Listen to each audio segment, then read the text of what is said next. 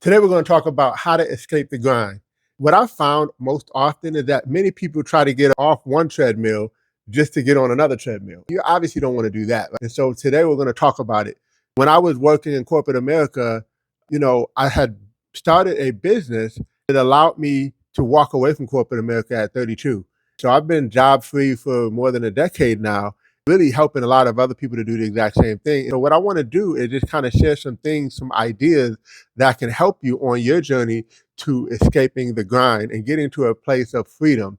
So by the way, at any point, if you guys want to go and check out the description, I'm going to put a link to a quiz. It's a 5-question quiz called the Escape the Grind quiz. What this quiz will do is it'll help you figure out what your next steps are so you can move closer to more time, more money, and more freedom.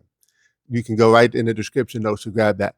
As I was saying, I was working 3 jobs, full-time in school. I was struggling really, really bad.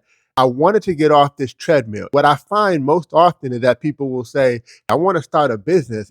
So what they'll often do is they'll just quit cold turkey and just jump into whatever business and really go full throttle without any backup plan, anything. So what you want to do is you want to couple things.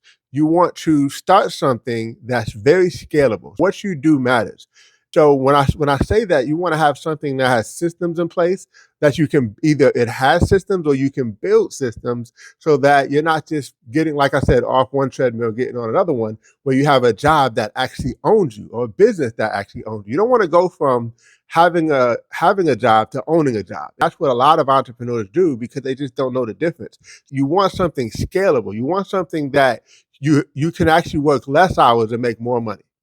I know that sounds like a pie in the sky. I know that sounds like a hope and a wish and a dream. I'm telling you, that can be your reality if you set it up that way from the get-go, from the beginning. It has to be the way you focus it and set it up. So that's number one, is you want to make sure that you have the right kind of vehicle that either it already has systems in place or that you can build systems. What I mean by that is SOPs, standards of operations, where you can create tasks that other people can do on your behalf, earning you money while you're doing other things. Or creating, like I'll give you some examples of some systems that companies have. A system that helps Chick-fil-A become very successful is if you say thank you, they're going to say Okay, so we got the 2 chicken nuggets and then the number 1 that's going to be $22.50 at the first window. Okay, thank you. Yep, no problem. Or my pleasure. My pleasure. I said my pleasure. I said my pleasure, right? Fuck, dude, you gotta let me in. I said my pleasure. I said my pleasure. You can ask him. I said it. Oh, you can. They come out to the line. That's part of their system that makes things operate faster. If you go to any McDonald's, no matter where it is in the world, Australia, New Zealand, Germany, or New York City, guess what? The fries will always be on the left, and that typically is not going to change. Okay, so that is a system. That's a system. And how they cook the fries. I used to work at McDonald's. That was one of my 3 jobs back in the day when I was in school. And at that time, I really didn't know how to cook, but I didn't have to because the buzzer lets you know when the fries are done. So how much did I need to know? Just click the button, and when the buzzer's over with, the fries are done. And so that was the extent of part of that system. So my point is having systems in place where you can remove yourself and the thing can still keep running. That's what you really want because you can scale that and you can turn that up into so much more. But the other point that I want to make is that you do something part-time while you're working your full-time job. So you work full-time on your job and part-time on your fortune. Why is this important? Because you need the job to help sustain you. You need the job to help prove that you can run something part-time that could grow to a point where it grows beyond your full-time income. And that's what happened for me. And I found that the job was actually hurting me because as soon as I left the job, I started making more money, obviously, because I had already mastered how to replace my income while it was part-time. So when I went full-time, and I can't even really say full-time because I don't really necessarily feel like I work my business full-time, right? Like I don't work over 40 hours per se.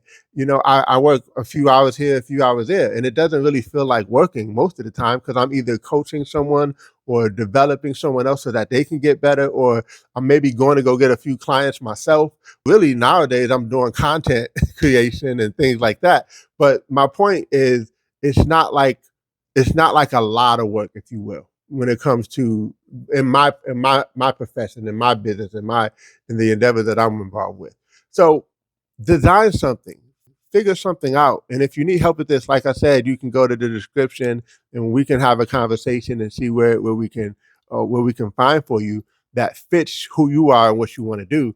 But the point is those two things. Number one, have a vehicle that you can scale, because see, and I believe you can almost scale anything, but you just got to have the right mindset to scale it. For example, many people may say, well, can a hairstylist or a barber scale the business? My answer would be yes, of course, because you don't have to be the one cutting the hair. You don't have to be the one styling the hair. And you can make, I believe, a barbershop very profitable as well, because you can put products and stuff in it. We talked about this on another video. So I believe there's always little things you can do. You can add a vending machine. You can make the business more profitable, and you can make it where there's more income that's coming in um, outside of what you're actually doing. So it doesn't matter necessarily what vehicle you choose. It matters, but it doesn't matter. What I mean by that is, if there's no systems in place, you can develop some systems.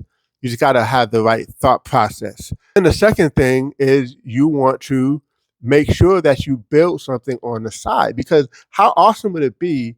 You know, I have some business partners, like one of them is in Atlanta and she's a full-time police officer, but she earns over 150,000 in the business that we're involved with part-time.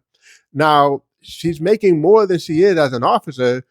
She doesn't have to be an officer anymore, but she's like, hey, if I can have both, why not? So she's got the full-time income as a police officer, but she's got the part-time income in her business, and she can use that to invest more. She can use that to pour back into the business. She can use it for a lot of different things, and you can do the same thing. Build something on the side, so now you have all that cash flow where your full-time job pays all your bills, but your part-time is, when I say build your fortune, I'm saying you can invest. Like, imagine into a point where your money is making money for you exponentially, to a point where you could never earn the income as fast as the investments are. Because, you know, once you start getting to a point where you have $1 million invested or more than that, it's just going to keep growing exponentially, right?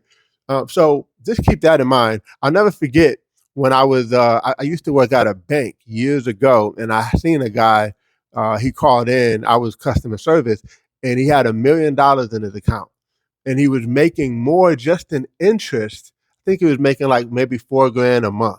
So like 50,000 a year. So he was making more in interest than I was making to take his calls. And that blew me away. And so if you have the foresight to think that way, and you're willing to invest, then you can go to that point. And it doesn't matter, like, it could be in a 5-year period, it could be in a very small period of time, but you just got to think that way, and you have to have the vision ahead of time, right? Build it before you need it. Have the vision ahead of time so you know where you're going. You're not just out here just willy-nilly just hoping that you get to a certain destination. No, we need to know exactly where we're going.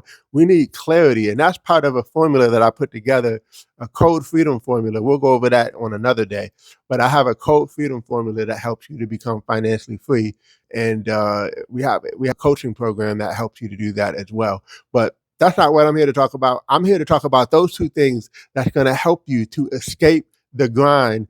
And again, let me just say one more time. Number one, something that's scalable, and number two is to do it on the side.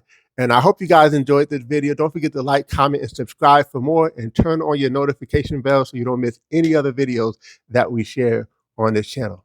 Take care, y'all. Don't forget to go in the description and take the Escape the Grind quiz.